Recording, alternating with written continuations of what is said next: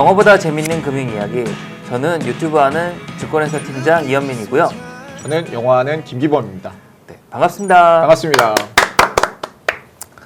오늘은 좀 다른 회차랑 다르게 우리가 오프닝을 하려고 하는데 네. 오늘 좀 변경된 점이 있죠, 범님? 네, 오늘은 평소에는 영화를 소개시켜드렸는데 네. 이번에는 저희가 다큐를 준비했죠. 그렇죠. 네. 다큐. 네. 자본주의라는 다큐인데 이게 EBS 다큐 프라임으로 해서 약 10년 전에 만든 다큐멘터리예요. 근데 이게 경제에 대해서 관심이 많으신 분들은 물론이고 경제에 입문하시려는 분들도 굉장히 많이 보고 참고를 많이 하신다는 다큐라고 제 얘기를 많이 들어서 이거를 한번 소개시켜드리고 저희가 얘기를 나누면 재밌겠다 네. 싶었습니다. 옛날 방영할 때 저는 이거 재밌겠다 그러고 안 봤거든요. 근데 벌써 그게 10년이나 전인가. 네네네. 참 세월이 빠르네요. 2012년 기준으로 나왔더라고요. 네. 그렇구나. 네, 근데 최근에도 많이 사람들이 보는 걸 보면 네, 제가 봐도 뭐 거의 그 과거 거라는 느낌은 많지는 않았어요. 네. 그 약간 몇 가지 정도 네. 시위 장면이나 이런 거 봤을 때 그게 최신인 것처럼 나왔지만 그렇죠. 그게 이제 지금 과거 그런 차이 정도? 그래서 그렇구나. 그때 이후로 10년 정도 지났고 그 동안 또 많은 일들이 변화했잖아요. 네, 그런 네. 지점들을 오늘 좀 짚어도 재밌을 것 같아요. 그렇죠. 네. 재밌죠. 네. 거기 오바마가 대통령인 시절의 그렇죠. 분위기거든요. 네네네. 지금은 대통령이 벌써 두 번째 바뀐 상태니까 그렇죠. 재밌죠. 네. 영화에서 다큐를 한번 바꿔갖고 어떨까 해서 봤는데 내용도 재밌고 그다음 저희가 기존에 촬영했던 부분이 다 영화가 리만 사태 위주 사건들이 좀 많았는데 네. 그 부분하고도 조금 접점이 있는 설명도 나와서 네. 뭐 괜찮다. 맞습니다. 게다가 이 다큐 5회 분량이니까 네. 다음 편은 뭐가 있을까 되게 궁금하게 하여튼 일부를 잘 봤고요. 네. 오늘 이제 시청하시는 분들은 이제 저희 걸 시청하시고 네. 다큐 일부를 보시면 내용이 딱 맞습니다. 그죠? 맞습니다. 네. 오늘은 다큐멘터리 1부 돈은 빛이다라는 주제로 얘기를 좀 나눠보죠. 네네네. 네. 저도 다큐멘터리 보면서 그런 생각을 많이 했어요. 자본주의라는 게 뭔가 자연스럽고 당연한 거라고 생각을 했는데 자본주의라는 시스템이 어떻게 돌아가는지에 대해서 되게 이렇게 조목조목 그렇죠. 잘 이렇게 풀어가지고 설명을 해주더라고요. 그렇죠. 그래서 이해하기가 훨씬 쉬웠고 자본주의라는 걸 다시 한번 생각을 해보게 된 것 같거든요. 그래서 마지막에 이제 비유처럼 나오지만 어항 속에 이제 물고기를 비유로 나오잖아요. 근데 되게 적절한 비유라고 생각을 했던 게 물고기는 물에 대해서 생각하지 않잖아요. 물에 살지만 자연스럽게 주변에 있는 환경이고 그거에 대해서 뭐 지금 물이 어떻게 되고 있는지 생각을 안 하지만 이 물때를 또 아는 그러니까 밀물이 언제고 썰물이 언제고 아는 물고기는 좀 더 살아남을 확률이 높다. 그리고 잘 클 확률이 높죠. 그래서 자본주의 이런 걸 보면서 우리가 이런 걸 좀 잘 알아야 앞으로 좀 더 잘 살지 않을까라는 생각도 했습니다. 저는 너무 어깨에 계속 일에 쪄들어 있었나 보요. 그걸 보고서는 물이 빠지기 전에 어떻게 해야 될까 이런 좀 현실적인. 그렇죠. 여기 보면 뭐 거기 그 교수 중 한 분이 언제 금융적으로 이렇게 불황이 올지 모른다. 그렇지만 지진 비유를 하잖아요. 그래서 그래도 확률은 알 수 있다 그랬을 때 그래 확률을 잘 알아야 돼 이럴 때가 기회야 뭐 이런 것만 생각을 했는데 감성이 메마른 알겠습니다. 그럼 이제 그 다큐멘터리를 보고 우리가 몇 가지 이제 궁금한 내용 좀 짚어보면서 해보려고 하는데 첫 번째 뭐 어떤 거부터 할까요? 일단은 이 자본주의에 대해서 세계적인 경제 석학들한테 PD분이 물으시더라고요. 오프닝 쪽에 물어봐요. 자본주의란 무엇입니까? 라고 물어보는데 사실은 그 오프닝 때도 이렇게 선뜻 대답을 못 하세요. 그렇죠. 다들 어려워하죠. 막 웃기도 하고. 근데 팀장님께서는 만약 자본주의란 무엇인가라는 질문을 받으시면 어떻게 대답을 하실 수 있을까요? 사실 오프닝 솔직히 얘기 드리면 오늘 촬영을 위해 가지고 저는 질문을 먼저 받고 영상을 나중에 봤거든요. 그 질문지 첫 제목을 보고 뭐 이거는 간단하네 이렇게 생각했거든요.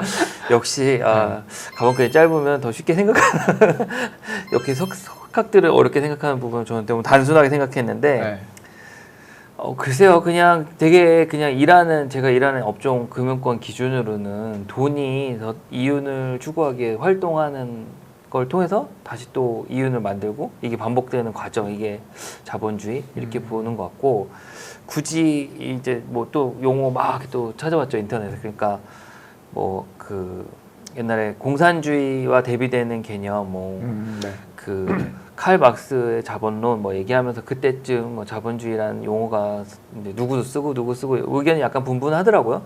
그렇게 보면은 좀 더 쉽지 않을까? 왜냐면 그냥 공산주의는 어떤 부라는 게 꼭 돈을 말하는 건 아니고 어떤 재화, 창출하는 원동력이 공동 생산에서 출발하면 자본은 돈이 일을 시키는 거죠. 사람을 돈을 그렇죠. 벌게. 네. 그런 차이로 이해하면 좀 더 쉽다고 캐치했으나 네네. 다큐를 보고 아 의미가 없구나. 좀 더 복잡한 개념이구나. 그렇지만 어쨌든 자본이 그 주체가 되는 부분은 어느 정도 일맥상통한다. 네. 저는 다큐를 보고 나서 네. 자본주의에 대해서 한 번도 생각을 해본 적이 없구나라는 생각이 먼저 들더라고요. 네.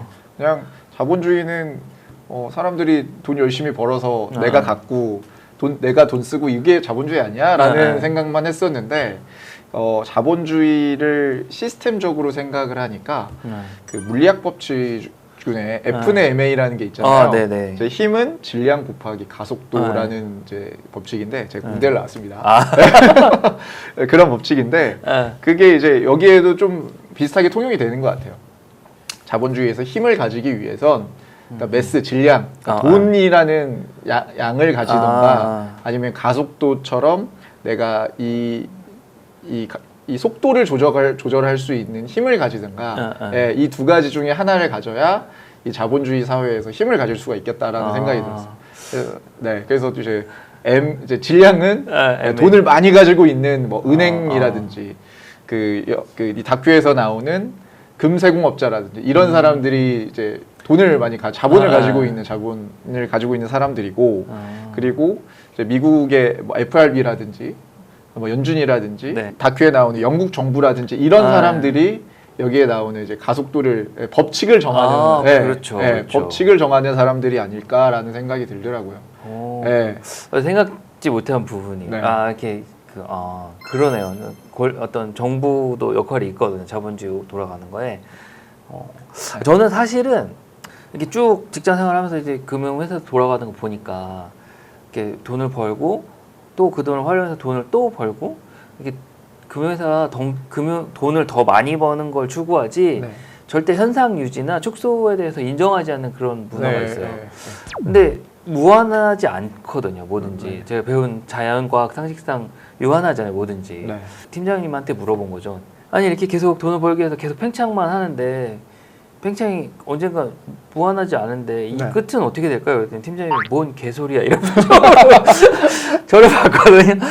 근데 이제 그런 의문이 저는 들었고 이 다큐랑도 잘 맞는 것 같아요. 중간에 이렇게 대출 얘기하면서 계속 무한히 돌잖아요. 그래서 한켠으로 떠오른 게 원래 이렇게 약간 제 잡학하게 본 것 중에 중국의 그 괴물 중에 이름이 탐이라는 괴물이 있어요. 탐. 탐내다 할 때 고대 탐. 괴물 중에 그 탐이 특징이 뭐 생긴 건 뭐 키메라예요. 막 짬뽕으로 용의 머리에 뭐 원숭이 꼬리에 비늘도 있고 이거 나중에 탐은 한국 그런 탱화나 이렇게 건물 조각으로도 많이 있거든요. 그 우리가 탐이라는 걸 몰라서 그렇지 되게 흔한 동물인데 얘의 특징이 세상 모든 걸 다 먹어치우는 거예요. 그러다가 마지막에 어떻게 되냐면 더 이상 아무것도 먹을 게 없으면 자기 자신을 먹어서 모든 걸 무로 돌리는 게 특징이거든요. 이게 자본주의 아닐까. 그런 생각이 딱 들고 제가 느끼는 자본주의는 계속 굴러가야 된다. 그렇지만 이제 끝은 알 수 없지 않나. 약간 원래는 되게 좀 더 찾아보려나 가방끈이 짧아서 좀 모르게 정리를 못한 게 엔트로피랑 똑같은 그런 생각도 들어요. 엔트로피 법칙 뭐 이렇게 복잡하더라고요. 그런데 간단히 정리하면 무질서한 상태, 평형 상태로 가는데 거기에 에너지가 빠져나가서 이제 점점점 소멸하는 거에 대한 과학적인 설명이 되잖아요. 뭔가 무한하지 않다는 걸. 자본주의도 결국은 팽창을 계속하면 이게 동력을 잃게 돼 있거든요. 처음에 이제 우리가 생각해보면 쉽게 생각해보면 물건을 단순히 만들어 팔아도 돈이 흐르고 지금은 물건으로는 안 되는 세상 한참 전에 90년대 1980년대, 70년대 이미 겪었잖아요. 물건만은 안 돼. 지금 이제 보이지 않는 건 판단 말이에요. 지적 재산권이나 뭐 보이지 않는 거. 보이는 건데 보이지 않는 걸로 지금 여러 가지 계속 가고 있죠. 돈도 이제 뭐 어떤 블록체인이라든지 이용해서 보이지 않는 돈으로 가고 이제 더 이상 팔 게 없으면 어떻게 되지? 뭐 혹은 뭐 한 국가에서 공장을 막 돌렸는데 이제 더 이상 그 구조로 자본 만드는 한계가 생기니까 글로벌화 시켜서 더 저가에 더 부가가치 낼 수 있는 국가로 파는 이런 형태로 그렇죠. 바뀌잖아요. 네. 이런 게 그냥 제가 개인적으로 일하면서 보면 자본주의 속성은 약간 이렇구나. 좀 더 이렇게 확장성이 되게 코어구나 이런 네, 생각을 네. 했죠. 네, 저도 비슷한 생각을 했던 것 같아요. 와, 이거는 너무 이제 뭐 의자 뺏기 게임이라든지 마트리오시카 이런 게 예시로 나오잖아요. 네. 그러면서 이제 너무 냉혹한 게임 아닌가라는 생각이 들었어요. 그래서 이거의 자본주의의 끝은 무엇일까? 이런 생각이 들더라고요. 다큐멘터리에 거기 나오잖아요. 불황의 주기가 나오고 그렇죠. 그 의자 뺏기 게임만 나왔지만 사실 네. 다 게임을 다 뺏고 나면 네. 기다리면 다시 의자를 놓는 시기가 오잖아요. 네. 그러니까 계절처럼 순환이 있다고 생각을 해보면 정리되는 시점이 있을 거다. 네. 또 그렇게 보면 되게 희망적이라고 생각하더라고요. 네, 한번 네. 이렇게 정돈의 시간이 필요한 거 아닌가.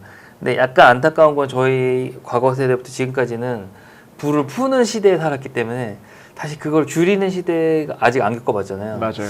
줄이는 시대는 좀 어렵지 않을까? 네. 뭐 이렇게 막연한 그런 생각을 한번 해보게 되네요. 이거 이번에 제가 조사하면서 1990년대 금리가 얼마였을까라는 생각을 하면서 그때 찾아봤거든요. 네. 근데 뭐 정확한 건 아니지만 예전에 응답하라 1988이라는 드라마에서 이제 거기서 주인공 아버지가 이제 은행원이신데 네. 그때 금리가 좀 떨어져서 15%라는 거예요. 맞아요. 네. 그러니까 엄청나 지금의 5배 정도? 그쵸. 네. 되는 지금도 거니까 금리가 엄청 올라서 높다고 보는 건데 그때 15%면 와 어마어마했구나. 엄청나게 정부에서 돈을 풀었구나라는 생각이 들더라고요. 그리고 약간 고도 성장기 이런 것 같아요. 네. 그렇죠. 지금 15%면 감사하죠. 다시는 안 올 수치일 것 같아요. 예.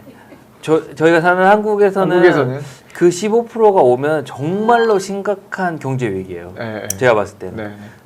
아쉽지만 저희는 아닙니다. 저희는 15% 오르면 엄청 심각하고 그 한창 2010년대 중반까지 네. 중반 아니죠. 상당히 초반 쪽은 브라질 채권이 한국에 되게 유행을 했어요. 네. 브라질 채권이 그때 금리가 뭐 최저 8% 10% 이랬거든요. 그러니까 결국 금리가 높으려면 약간 경제 수준이 조금 낮아야 되는 건 있어요. 네. 그러니까 저희는 이제 아까 얘기했던 15%는 갈 수가 없는. 그렇죠.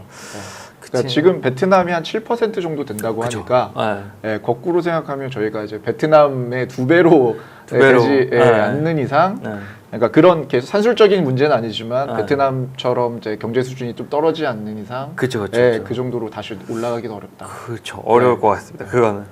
그래서 금리 얘기하셔서 생각인데 이제 다큐 보면은 뭐 그 자본주의는 빚이다 이렇게 나왔는데 제가 봤을 때 빚이란 표현보다는 채권이라는 표현이 더 적절한 것 같아요. 왜 저희 지금 몇 편 영화에 대해서 분석할 때 촬영할 때 제가 채권 되게 중요하다. 그러면서 제일 중요하게 생각하는 채권 금리나 채권이 중요하다. 결국 빚이라고 말하는 부분이 채권 채무고 그게 신뢰를 바탕으로 돼 있잖아요. 여기 보면 뭐 다큐에 되게 잘 설명되어 있는 게 금세공업자 얘기가 자세히 나와 있어요. 이 다큐 이번 편에 좀 코어라서 한번 시청해 보시면 좋은데 왜 은행이 발생하게 됐나 거기 잘 설명이 되어 있잖아요. 맞아요. 그러면서 거기에 핵심이 뭐냐면 지급 준비율. 그렇죠. 지급 준비율에 대해서 설명하면서 없는 걸 팔기 시작하는 거거든요. 그러면서 이제 순환을 유도하는 그리고 두 번째는 신뢰. 왜냐면은 금세공업자한테 맡기는 사람이 있는데 맡기는 사람이 신뢰를 잃었을 때 거기 뱅크런에 대해서 예시를 하잖아요. 결국 자본주의가 아까 뭐 이렇게 냉혹한 부분도 제가 얘기했지만 사실은 또 그 근간에는 어떤 질서에 대한 신뢰가 상당히 있는 거거든요. 그래서 장단이 있다. 그리고 고대 사회가 아니고 근대로 오면서 자본주의가 나올 수밖에 없는 게 과거보다는 점점 뭔가 신뢰할 수 있는 것들 우리가 인간이 신뢰할 수 있는 것들이 만들어졌잖아요. 뭐 예를 들어 뭐 고대는 왕만 신뢰할 수 있는 존재였고 그 다음 중세는 신만 신뢰할 수 있었고 그 왕과 신이 좀 힘이 약해지고 시민들이 서로 신뢰할 수 있는 사회가 되면서 자본주의가 나왔으니까 또 좋은 점은 그런 거 아닐까. 좀 발전된 사회 구조에서 나오는 건 맞는 것 같아요. 저도 뭐 꼭 자본주의 너무 여기서 뭐 아까 제가 냉혹하게 표현했다라고 얘기를 했지만 저는 이제 영화 하는 입장에서 이 영화 산업, 특히 이렇게 문화 산업, 전반적인 문화 산업은 이런 자본주의 시스템이 잘 갖춰지지 않는 나라에서는 나오기가 힘들어요. 네. 물론 할리우드 같은 미국 산업도 마찬가지고, 예술성을 제일 많이 보는 칸 영화제에서 역대 가장 수상을 많이 한 나라들은 다 경제적으로 어느 정도 안정된 나라들에서만 이제 좋은 영화들이 나오는 거죠. 그래서 황금종려상이 가장 최우수한 상인데, 최고상인데, 황금종려상을 많이 받은 나라가 뭐 미국은 할 거고요. 뭐 스웨덴, 영국, 뭐 프랑스, 뭐 이런 나라들이죠. 그러니까 유럽이나 서구를 근간을 둔 나라고, 일찌감치 이제 자본주의가 빨리 정착한 나라들이 좋은 영화들을 이제 많이 만들어내고 있죠. 그러니까 이렇게 뭐 잉여 자본이라고 할 수도 있을 것 같은데, 사람들이 이제 먹고 살고 그래야 이제 문화에도 관심을 갖고, 그럼 이제 그게 투자도 되고 더 좋은 영화가 만들어지고, 그래서 우리나라도 최근에 좋은 영화들이 많이 만들어지고, 이 자본주의가 많이 성숙해지면서 그게 같이 가는 느낌이 있더라고요. 네. 그런 것 같아요. 네. 아무래도 뭐 먹고 살만해야 네. 유흥과 미학에 대한 그런 어떤 욕구가 생기는 거니까. 맞습니다. 그건 맞는 것 같아요. 자본주의에 좋은 점도 있다. 일부만 봐가지고 뒤는 더 봐야 되냐. 일부만 봤을 때는 이런 장단은 다 있는 맞아요. 것 같아요. 네네네. 이게 다큐멘터리가 2012년에 나왔는데 12년 이후로 이제 11년간이라는 시간이 지났어요. 네네. 근데 이 11년 동안 굉장히 많은 일이 일어난 것 같습니다. 뭐 경제 위기는 말할 것도 없고, 뭐 이제 핀테크라는 발전도 있었고, 그다음에 전쟁도 일어났고요. 가상화폐, 비트코인도 나왔고, 굉장히 많은 경제적으로 변화가 있는 시점인 것 같아요. 그렇죠. 그래서 자본주의의 기본적인 자본주의에 많은 변수들이 등장을 한 것 같습니다. 이런 부분은 좀 어떻게 생각하시나요? 아까 얘기 드린 것처럼 결국 그 계속 자본이 도는 활동은 끊임이 없는 것 같고, 그 뭐랄까 금융 환경적으로 제가 봤을 때 많이 앞으로 영향을 줄 것 같은 거는 세계화가 끝났다. 이건 엄청 저는 크게 생각을 해요. 그러니까 그 아까도 얘기 드렸지만 뭐 더 싼 데서 생산하고 무역의 장벽을 없애고, 지금 뭐 그 다큐에 나오는 오바마 때는 생각도 못했던 그런 회기주의, 트럼프가 출연하면서 생긴 그런 부분들이 단순히 한번 트럼프의 돌발 행동으로 끝나지 않고 지금 사실 바이든 정부가 돼도 유지가 되고 있는 거고, 그 사이에 뭐 코로나라는 걸 또 엄청난 걸 겪으면서 더 국가 간의 소통이 코로나를 확산시킨 원인도 하나가 되거든요. 이런 게 자본주의의 새로운 변형 형태를 유발한다. 그리고 아까 얘기해 주신 비트코인도 제가 봤을 때는 지금은 경계에 있는 것 같아요. 지금 새로운 기술, 그리고 또 약간 불법적인 부분, 통제되지 않는 부분 당연히 있지만 중장기적으로 봤을 때는 이제 기술적인 장점을 통해서 뭔가 새로운 걸 추구한다. 이거는 부인할 수 없거든요. 제가 개인적으로 이렇게 요새 그런 쪽 아는 사람들 이렇게 소개도 받고 들여다보고 느낀 점은, 이렇게 뭔가 발행하거나 금융 계약을 맺거나 이런 부분에 상당히 저렴하게 할 수가 있어요. 그래서 이 기술, 비트코인이요? 이 기술이 어느 정도 그 정부나 이런 데 관리가 된다면 더 많이 쓸 수도 있겠다. 그런 장점이 있죠. 지금은 뭐 아직 그렇진 않지만 상당히 장점이 있는 것 같고.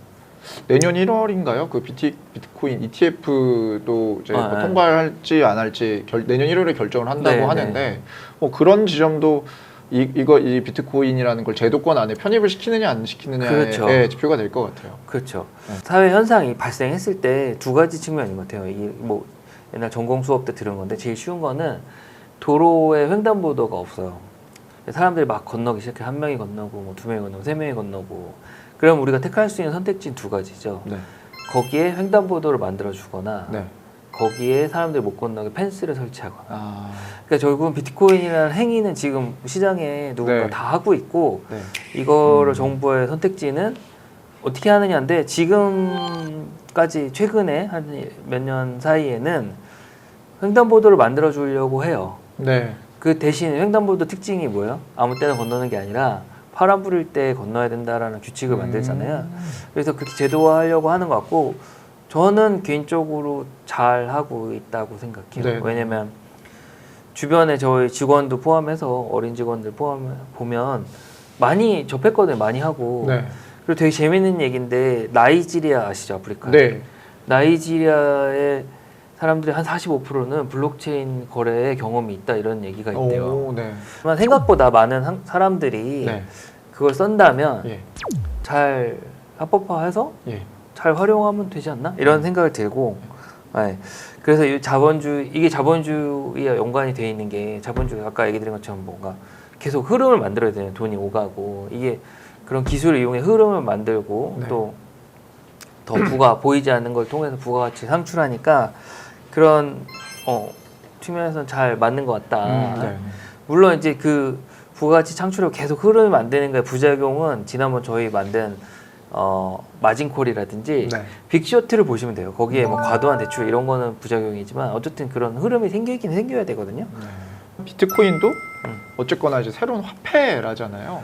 이게 이제 여기 다큐에서도 화폐의 가치, 그러니까 물가라든지 화폐의 가치가 오르락 내리락 하면서 이게 정부가 이를 통제하기 위해서 어떤 식으로 조치 정책을 내놓는지 뭐 이런 부분도 나오거든요. 네네. 이제 그런 게 이제 들어오면 사실상 좀 안정화된다고 해야 될까요? 이제 그런 부분이 있어서 사람들의 투자도 좀 더 적극적으로 가능할 것 같아요. 그렇죠, 그렇죠. 네. 제가 봤을 때는 비트코인을 어떤 통화로 보시는 것보다는 그냥 일종의 계약이라고 보시는 게 조금 더 미래지향적인 것 같아요. 계약이요. 네, 그게 코인이라고 해서 다들 돈이라고 생각하는데 네. 사실 돈의 속성은 안 갖고 있거든요. 왜냐하면 돈으로 판단하기에는 너무 그 가치 평가가 오르내리막이 심해요. 네. 예를 들어 뭐 여기 다큐에 보면 인플레이션 얘기하지만 짐바브웨랑 네. 그 돈의 가치가 그렇게 변하면 어떻게 되냐면 자본주의 활동이 붕괴되잖아요. 네. 그러니까 그런 의미로는 코인으로 쓸 수는 없어요, 절대로. 네, 네. 그 변동성. 다만 어떤 그 특정한 목적을 하는 계약이라고 보면 뭐 계약은 계약 가치가 올라갔다 내려갔다 하니까 뭐 예를 들어 저희 부동산을 사도 오르락 내리락 하는 건 자연스러운 거니까 네. 그렇게 이해하면 좀 더 제 그렇군요. 느낌에 맞는 것 같아요. 네, 그리고 네, 네. 자꾸 그 돈이라고 생각하니까 그 정부에서도 더 부정적으로 생각하는데 네.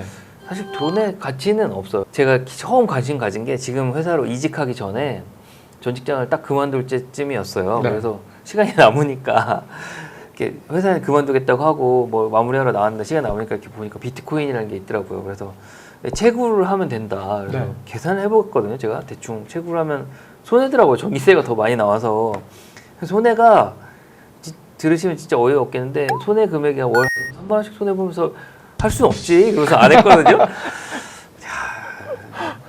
재벌집 막내 아들처럼 돌아가면 알 수 없죠. 네? 돌아가면 저는 할 겁니다. 알 수 없죠. 그렇더라고요. 핸드폰 요금보다 저렴한 네. 비용으로 투자를 하는 건데. 네. 아 그러니까요. 네. 그런데 그 3만 원이 아까워갖고 관심을 끊고 그 다음 막 가격이 엄청 올랐거든요. 비트코인 처음에 네, 네. 약간 그 어느 나라였더라. 어느 나라 정부 불안 때문에 사람들이 그때 코인을 사갖고 그런 불안 요소가 있다 그래서 올랐을 때 아 이건 거품이야 이랬던 저를 또 원망합니다.